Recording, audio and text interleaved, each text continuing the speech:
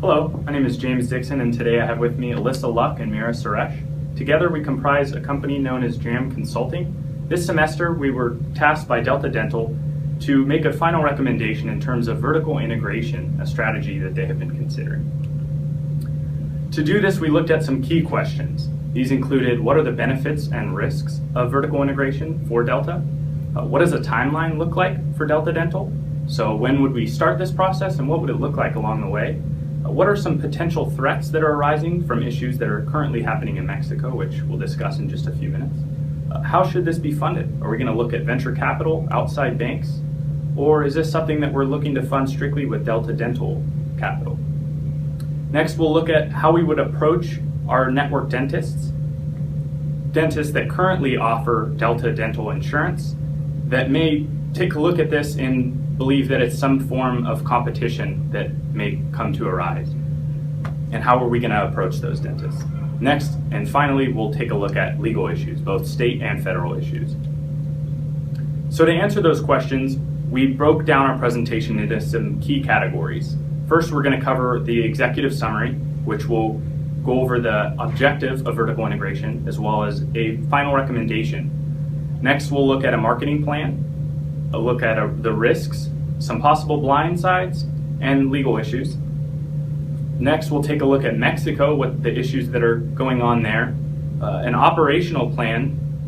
We'll take a look at the finances, what's coming in terms of revenues, and then what would be going out initially as expense. We'll come up with a strategy, and finally, some milestones for success. How are we going to determine if this was a successful venture for Delta Dental? So we begin with the executive summary. As I mentioned, it's going to cover the objective, what vertical integration means for this company, and then our final recommendation.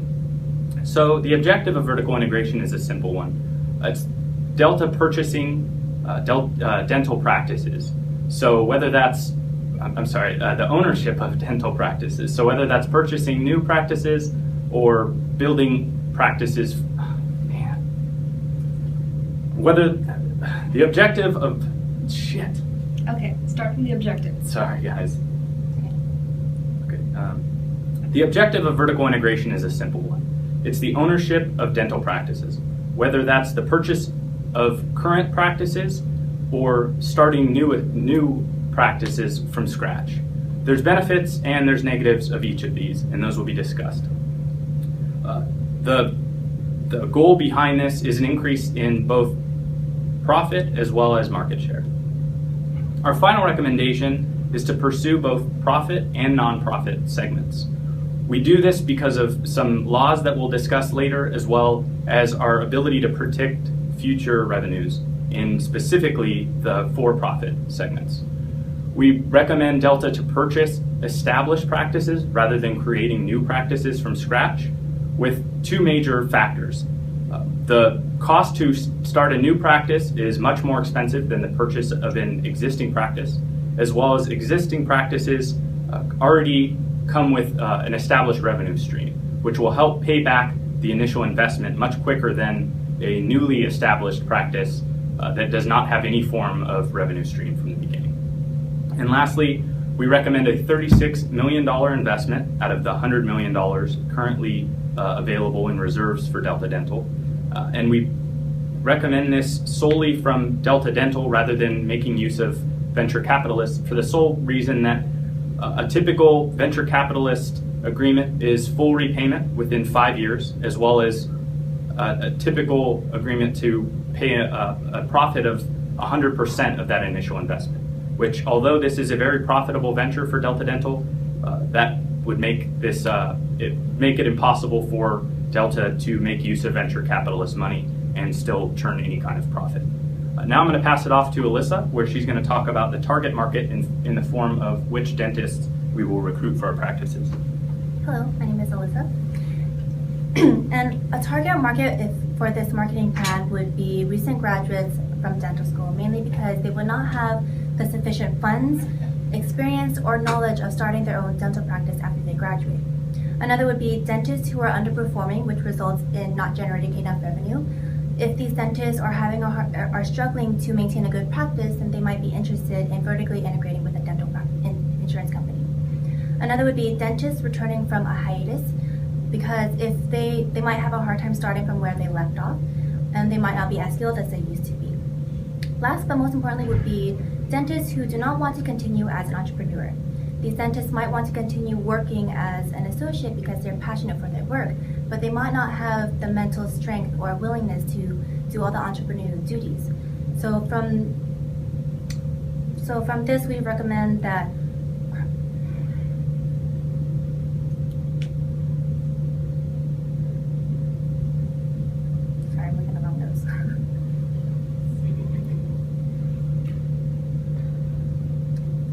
working as an associate might be less stressful.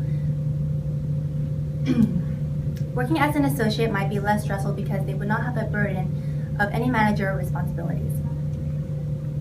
So for the dentist approach, we did interview a couple of dentists regarding the process of vertical integration with dental insurance companies. And as a disclaimer, we did keep all names confidential as we did not want to harm anyone's reputation or image. And we did leave out Delta's name as well. And from this, basically they said that they would not want to vertically integrate with a dental insurance company, mainly because they want the ability to be their own boss, control how much revenue they can generate, as well as be able to pave their own path as an entrepreneur. So based on this feedback, we recommended that entrepreneurial dentists would not be a part of the target market. Someone we did interview was a recent graduate who is currently working as an associate at a dental office, and we asked her the same questions. And she said that she would be a part of this model if it were implemented because it would give her more experience with patients and it would give her more knowledge. And it would also give her access to a mentor. And it would also help her pay off some student loans. The way Delta should approach the dentist in its network is by reinforcing the relationships between the dentist and the dental insurance company. Because some dentists have a perception that dental insurance companies only care about money and profit. So if Delta were to emphasize the benefits to dentists and patients, maybe the dentists wouldn't feel as negative about this process. The benefits for the dentist would be that they would have more time to focus on the dental work instead of the administrative work. The fees would also be a lot cheaper for the patients, and they would have a steady pool of patients as well. They would also have a consistent salary throughout the year rather than depending on the revenue that's from the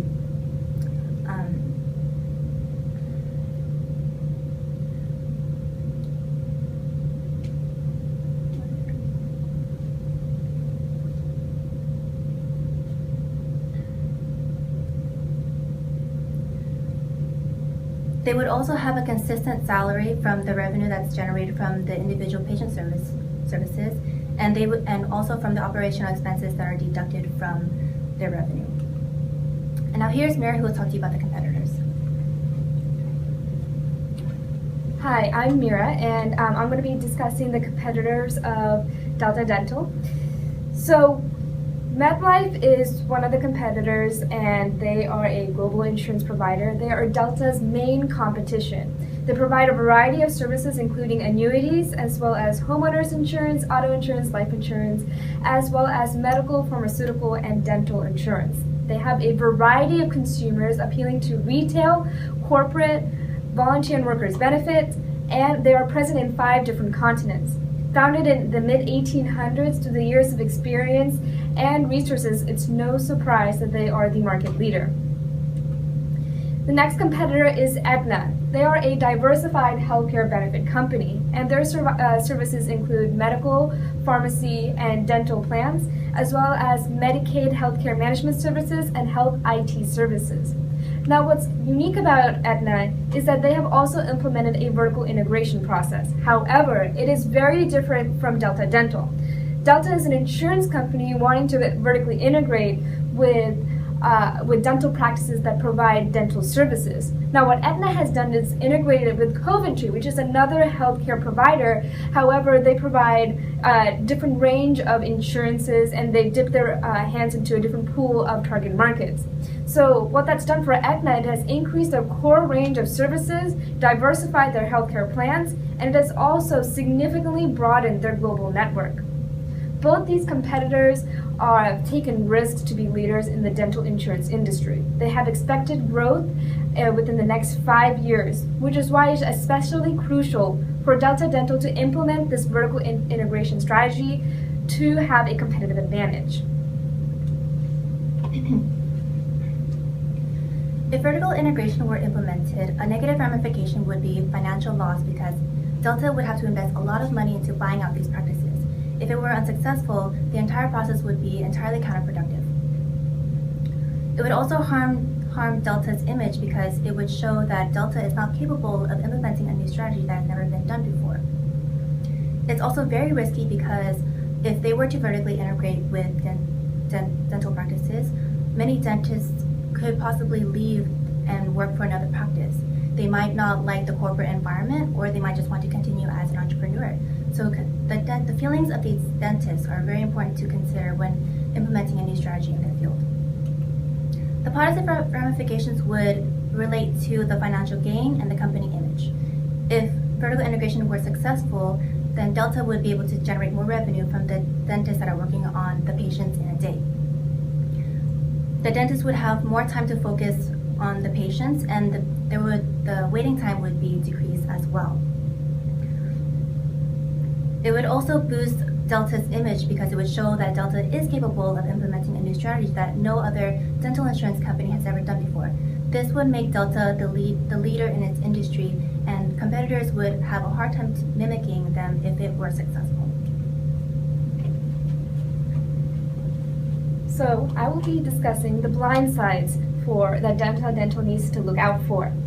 Now, implementing a vertical integration strategy is not an easy task. There are going to be obstacles along the way. Now, JAM Consulting has considered all these potential impediments and is trying to prepare for any of these elements or hindrances to come about. First aspect is the legalities. Because vertical integration is a new concept, we want to ensure that there are no legal obstructions for Delta Dental to be paving the way with this new business model. The second is reformation in the industry occurring in Mexico. We wanted to identify what is exactly occurring in Mexico and if that process can transfer over to the United States. Is that something that Delta's competitors are capable and interested in doing? That would entail that Delta needs to act super fast or can take their time in integrating this vertical integration process.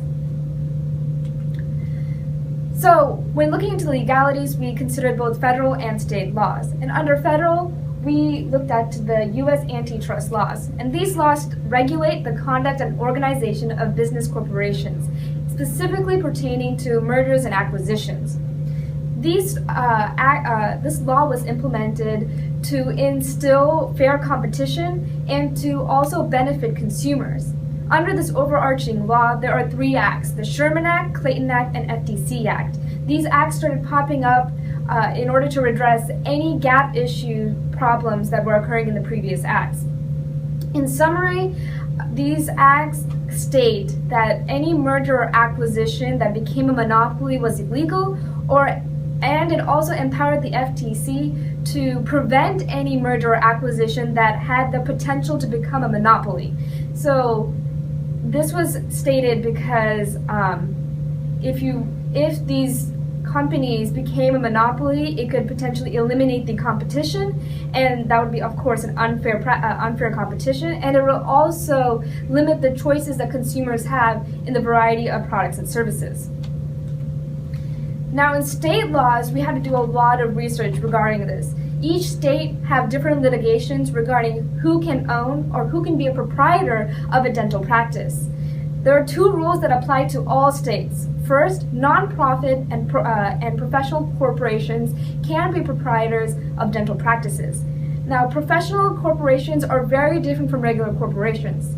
All members in a professional corporation needs to be licensed in that profession. Now, what that means is, for example, to own a dental practice, the professional corporation's members all need to be licensed in dentistry to own the dental practice. The second rule is that any member that does not have a license in dentistry may not affect the clinical judgment of a dentist. So, for example, if a nonprofit organization were to acquire a dental practice, they cannot affect or influence the clinical judgment of a dentist on what kind of care the patient receives. These laws were stated such that the patient received the best care and is not profit motivated. Now, after doing a lot of research on the states, we grouped all the states that have similar laws, and we came up with 4 groups. There are 8 states that allow for corporate ownership of dental practices, and this is not, it can be any corporation. This second group are 2 states allow for or don't have any relevant statutes regarding the proprietorship of dental practices. 2 states have very unclear laws about who can own or who cannot own dental practices. And the last group pertains to all the remaining states, whereby only licensed dentists and licensed hygienists are able to own dental practices. Delta is a registered nonprofit, under which it is a not-for-profit. There are 39 sectors that are nonprofit, and a few sectors are for-profit. That is an amazing combination that gives a lot of competitive advantage compared to Delta's competitors. Delta's competitors are both completely for-profit. So, thus, our recommendation for Delta Dental is to empower the sectors according to the state statutes. What that means is, for the states that allow for corporate proprietorship, that Delta empowers their for-profit sectors, and for the states that don't allow corporate proprietorship, that Delta empowers their non-profit sectors. So they cover all the states in the United States. So now to discuss about Mexico.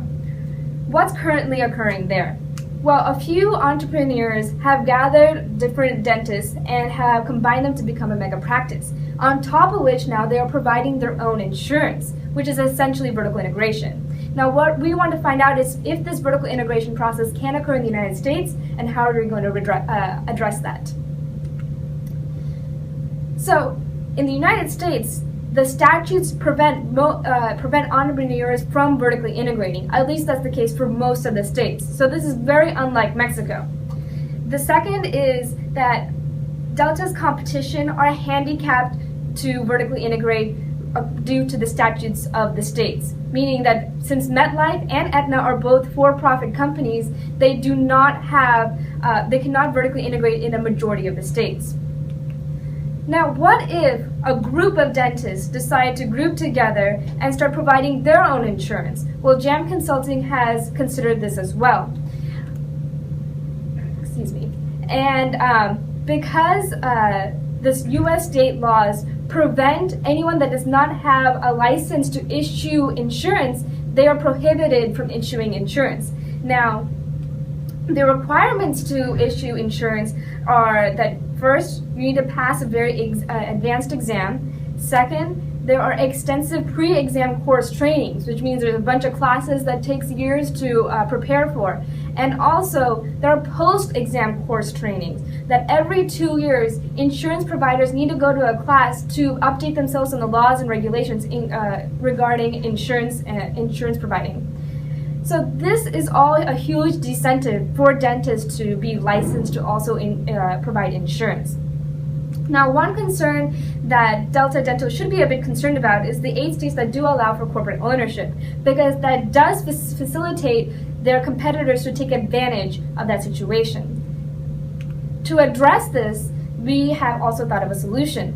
Delta ought to pioneer this strategy in those 8 states. We want to direct more of our resources in those states so that their company is more established there. And this would give a stronghold on the competition.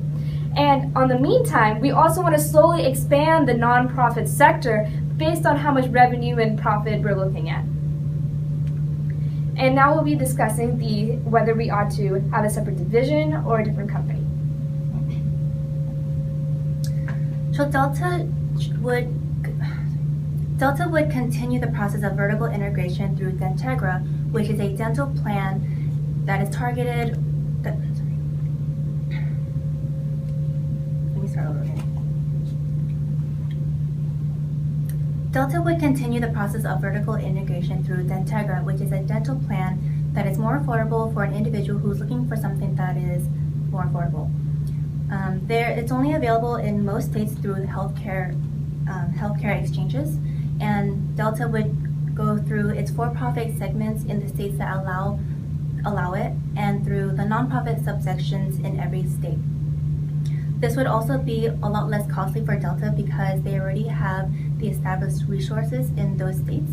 And it would also save them a lot of time because they wouldn't have to go out of their way to look for these dental practices to buy out. And now here's James who will talk to you about. Oh, you should redo that though, because. And now here's Mary who will talk to you about supporting additions. So, to ensure a smoother transition for Delta to completely change their infrastructure, we thought of a few supporting additions to integrate into the team. First is the legal team to respond to any potential legal accusations or inquiries, because after all, this is a new concept. Also, we want to implement a public relations team to swiftly respond to any bad publicity or claims that Delta is being unfair in terms of competition, or unfair to the rights of dentists, or even the patients. The goal, the PR team's goal, is to remind everyone that this integration process is to benefit the consumers. It's supposed to make things easier for dentists, and also remind everyone that Delta still has its nonprofit goals. Another team is the B2B partnership marketing team. Now, they will be facilitating and negotiating partnerships and mergers with the dentists, entrepreneurial dentists. Another is the political connections. So for the states where they do not allow for corporate ownership, we want to slowly begin to change that and to empower the for-profit sector. Having a political connections could assist in doing that. And lastly, having an advisory committee of dentists. This is to address any potential backlash that Delta might experience from dentists or dental associations. This would accomplish what is best for everyone by making the best educated step, or what kind of actions that Delta needs to take. I'll be passing it off to James now. Okay, so take a look at the financial plan. The initial cost per practice is $714,000. That includes a purchase price of these already established practices of $375,000 and an annual operating cost for the first year of $339,000, again totaling the $714,000. Our initial investment, we want to concentrate mainly on the for-profit segment for all the reasons mentioned previously, both the illegal issues and then also the fact that we are unable to, at this point, project revenue streams for our nonprofit segment.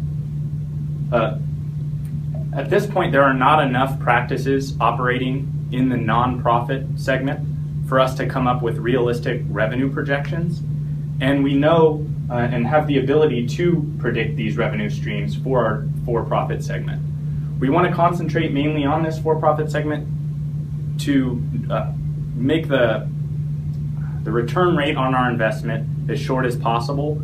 And we know that by year 3, we will already return our investment and begin seeing profits, which I'll explain in just a minute here. So again, we do want to explore the idea of nonprofit segment. We don't want to just forget about the fact that it's there, but we just don't know enough about it. So it's sort of an experiment at this point, and we do really want to explore the for-profit segments.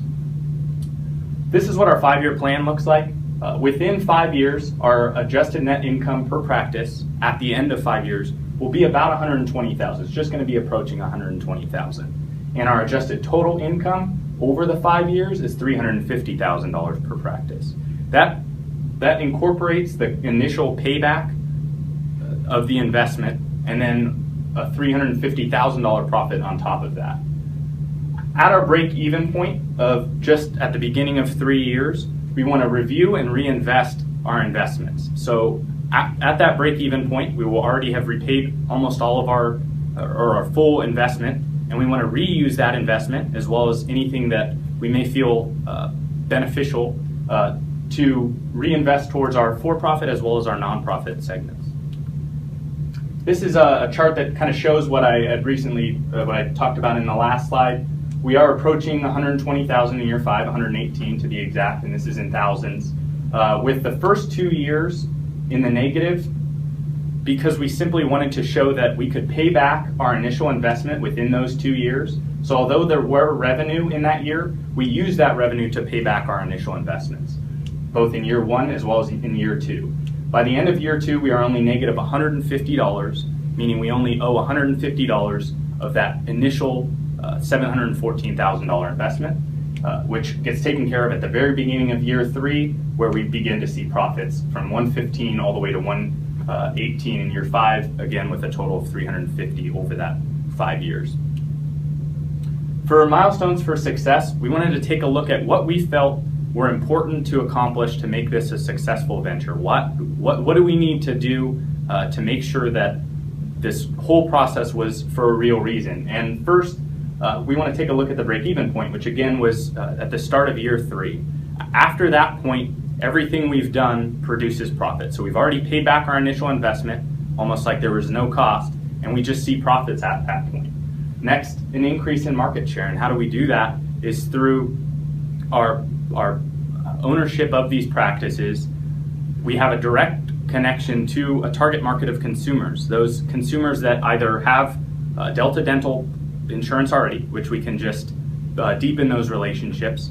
Those that don't have Delta insurance and have a competitor, we will have a chance to interact. Our associates and our dental practice managers will have a chance to interact with those consumers and possibly change their attitudes and get them to convert over to Delta Dental insurance rather than the current insurance that they're using. And lastly, in our nonprofit sectors, we have an opportunity to reach people that possibly don't even have insurance. And we can work with them to create plans that are affordable for them that will also increase the share of the market for Delta Dental. So at this time, we hope that our recommendation was clear, our reasoning behind our recommendation was clear, and we'd like to leave you with a chance to ask us any questions. You can email them over or give us a call. I don't know. Okay, we're done.